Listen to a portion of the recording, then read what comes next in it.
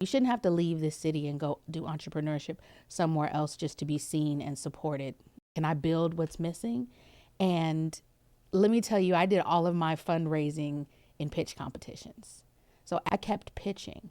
And I realized some people are raising six figures in 5 minutes. Aren't familiar with the program, can you talk a little bit about the accelerator and what got them through to the point of being able to pitch? Yeah, absolutely. So a lot of people have an idea, businesses, and then find out 5 years later they didn't have the most solid foundation and it's a headache.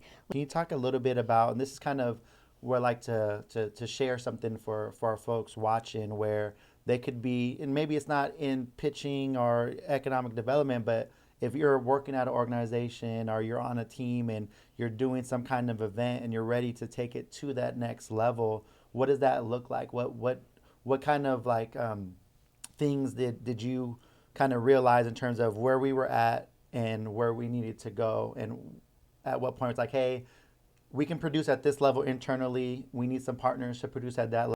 Yeah, I would say relationships are everything. Even when we don't think they are. They are like think about when you're young, which how much time you spend on relationships and what kinds. Well, when you become an adult, I'm talking to my 19-year-old about this now. The level of relationships and the landscape of relationships is based on what you're spending your time and focus on. So if you only got ratchet fun friends, that's great. You got a ratchet filled fun life, but where's the balance in that? And so I knew coming back I needed partners. I needed people who were going to invest in the vision. I needed people who also see what's missing, right? Who want this future for the city too. So I think what I can say about Seattle is if only we all work together, right? Like if we take the genius that you're offering and what that person's offering and what that person's offering and actually put it at the same table where there's no competition, there's no concern about backbiting, like we could actually transform this city just with the genius that sits in our community. But that does mean building relationships with people. That does mean letting them into your world. That does mean sharing your talents, your resources, and accepting what they have to offer too. It's a different mindset. Like I will say I'm born and raised in this city. I saw how the elders did it. I saw how my generation's doing it.